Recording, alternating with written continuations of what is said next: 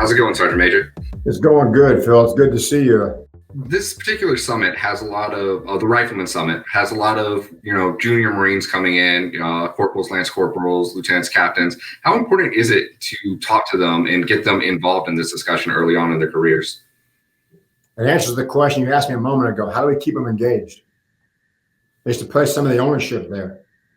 I will tell you my experience as a young Marine. My first duty station was on sea duty, and then I went to Desert Storm as a lance corporal and got promoted to corporal. I can't imagine that the ensuing 10 years, literally since after Desert Storm, we got into a really big engagement. Never mind, Somalia was an engagement. We did several NEOs, other operations, low intensity conflict, military operations other than war during the 1990s. But my experience as a corporal allowed me to influence all the way through the time that I was a senior staff sergeant, how the force was going to be shaped, how I trained and educated Marines, how I was trained and educated, in order literally to, after 9/11, be ready to go. So I think it's invaluable to have all ranks and grades of Marines involved in a conversation about what the warfighting ethos of the institution is. Otherwise, it's a bunch of old folks sitting around a table telling the young folks what it's about without actually fully having the buy-in.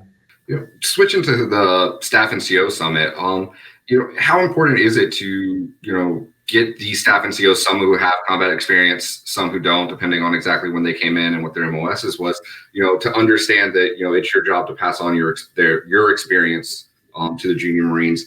And is that something that's not occurring now, or is that something you want to happen more often? Yeah, the latter. I think in the case of our staff non-commissioned officers, first, let me make sure I'm clear on this. Our non-commissioned officers are the backbone of our institution. However, our non-commissioned officers are still being mentored, trained, and led by staff non-commissioned officers.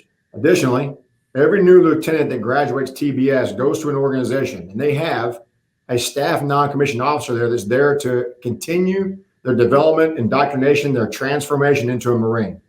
The staff non-commissioned officer is pivotal. Without reciting, I'd ask you just maybe go take a look at the staff non-commissioned officer creed. And it really sets the responsibilities of a staff NCO to the institution. They're important. One of the lines I pull out that's most important to me is strive constantly for perfection, knowing no mortal has ever achieved it. I'm responsible as a staff non-commissioned officer, all staff NCOs are, to constantly strive for perfection. Whether it's in combat, whether it's training to go to combat, whether it's being an administrator, whether it's in garrison, whether it's on liberty, my goal is to set the example that perfection will ensure that we are successful on the battlefield. What is the Marine Corps doing to give these staff NCOs the support they need to, near perfection as close as humanly possible? So I think I'd be very careful in my response because I want to make sure that we're clear. The proposition is not that our staff non-commissioned officers are not capable of more, or that we're failing in our training or our education or our opportunities for them to develop experience through deployments, enhanced training in their MOSs, etc. It's the opposite.